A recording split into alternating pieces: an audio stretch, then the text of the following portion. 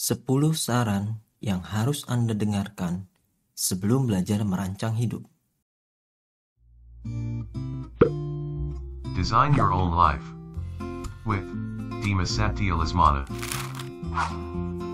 Subscribe, tekan tombol bel, share dan like videonya ya guys. Terima kasih.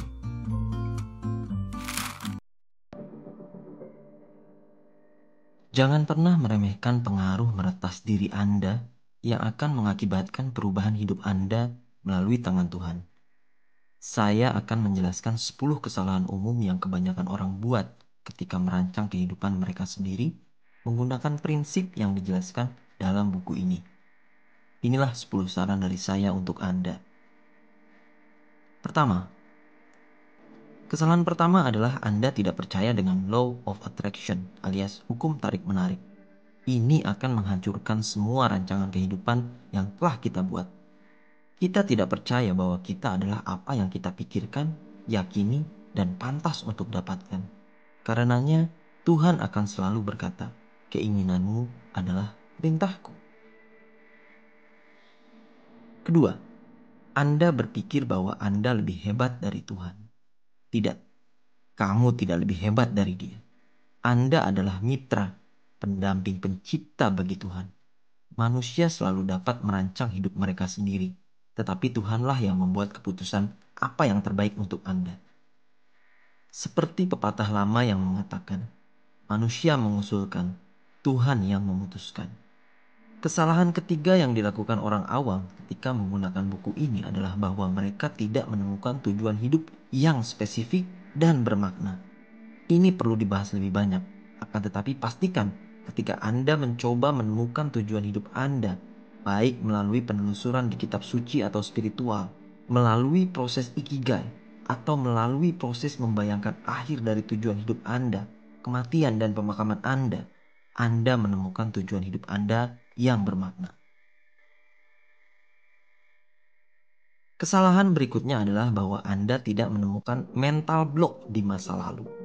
Seperti yang dikatakan, Anda harus menemukannya di masa lalu dengan cara menghubungkan titik-titik ke belakang, connecting the dots, berjalan melewati masa lalu Anda.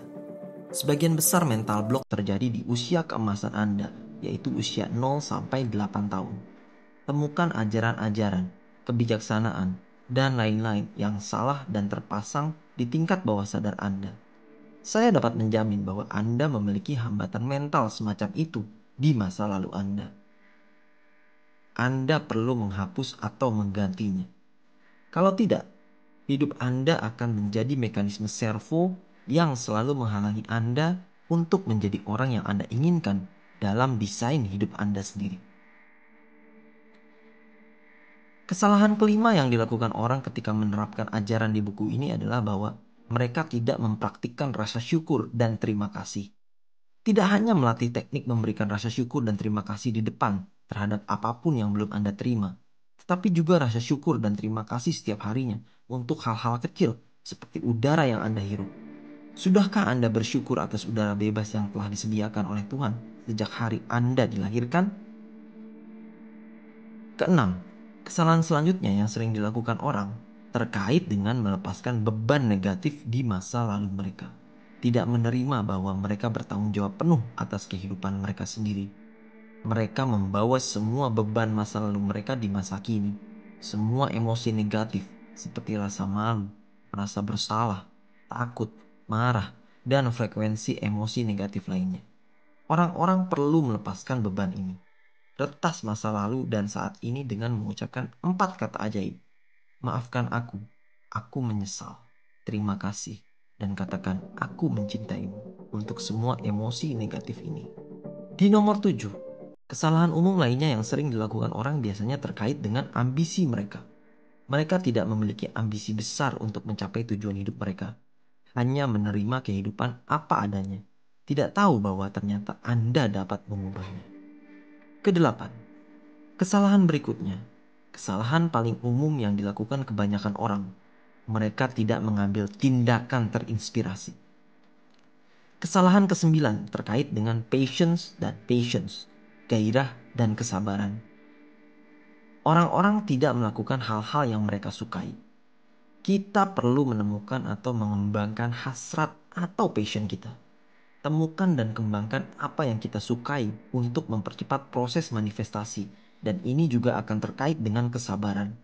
Anda akan memiliki kesabaran jika Anda memiliki passion ketika mencoba untuk melakukan sesuatu selama mewujudkan rancangan hidup Anda.